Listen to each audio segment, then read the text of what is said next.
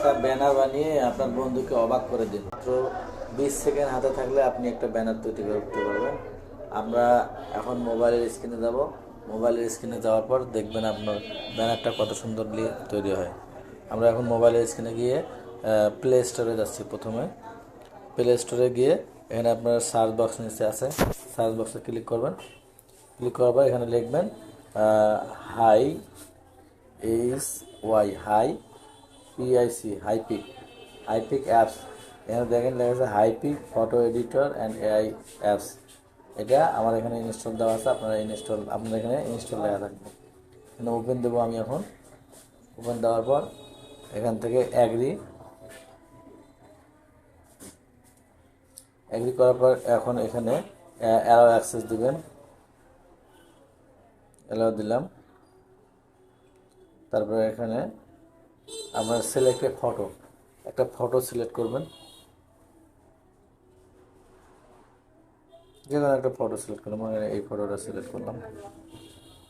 Select করার পরে এখানে আপনার অ্যাডজাস্টমেন্টে যাবেন। অ্যাডজাস্টমেন্টে গেলাম। অ্যাডজাস্টমেন্টে যাওয়ার পরে তারপর ক্রপে গেলাম।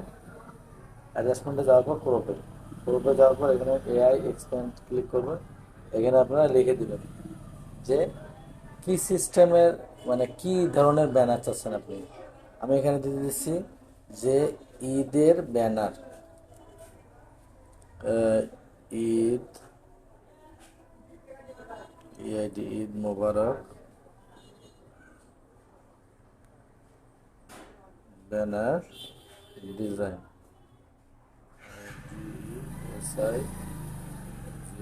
ডিজাইন এটাও দিলাম। জেনারেটে ক্লিক করব। জেনারেটে ক্লিক করে এখানে কিছু সময় লাগবে, 100% হতে সময় লাগবে।